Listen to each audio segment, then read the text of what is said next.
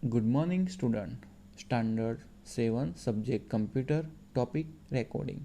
Recording the income and expense as well as producing financial statement is accounting. Daily transactions are written in cash books. All the transactions under a particular head of account are recorded in a ledger. Account used to write them all. Computer are used to maintain account these days.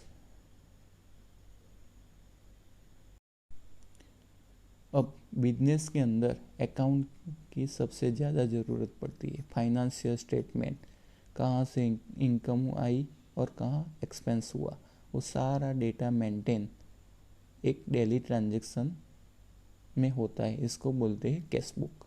Cash book के अंदर रोज बरोज के transaction इसमें लिखते हैं।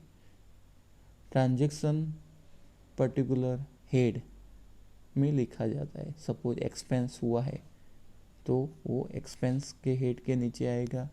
Credit आए है तो credit के हेड के नीचे आएगा। वो सारा काम अब ये कंप्यूटर करने लगा है। Means maintaining all account computer maintain करता है। Banks receive deposit and provide loans for building house, buying things, running industry and many other purposes. People used to check up in front of cash counter to encash their checks.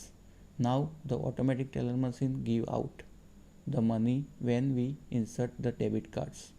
We can even sit at home and do all the transaction using electronic banking or online bankings. Banks, सब ने banks देखा होगा। Banks के अंदर receive deposit होती है और provide loan. Loan किस लिए होती है? पर्टिकुलर बिल्डिंग, हाउस परचेज करने के लिए, कार परचेज करने के लिए, इंडस्ट्री एक्सपांड करने के लिए बैंक हमें लोन प्रोवाइड करती है। चेक सबने देखा है? यस। तो चेक का काम क्या है? चेक की मदद से हम हमारे अकाउंट में से पैसे निकाल सकते। कैसे? फर्स्ट ऑफ ऑल आपको चेक पे साइन करनी है और चेक में चेक की डिटेल फिलअप करनी है। फिलअप करने के बाद कैश काउंटर पे चेक देना है। बाद में हमें कैशियर मनी देगा। जितना चेक फिलअप किया होगा इतना हमें कैशियर हमें मनी देगा।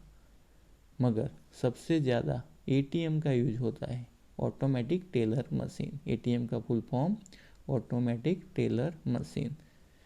ऑटोमेटिक टेलर मशीन के अंदर हम डेबिट कार्ड इंसर्ट करते हैं। बाद में इसकी मदद से भी हम मनी निकाल सकते हैं।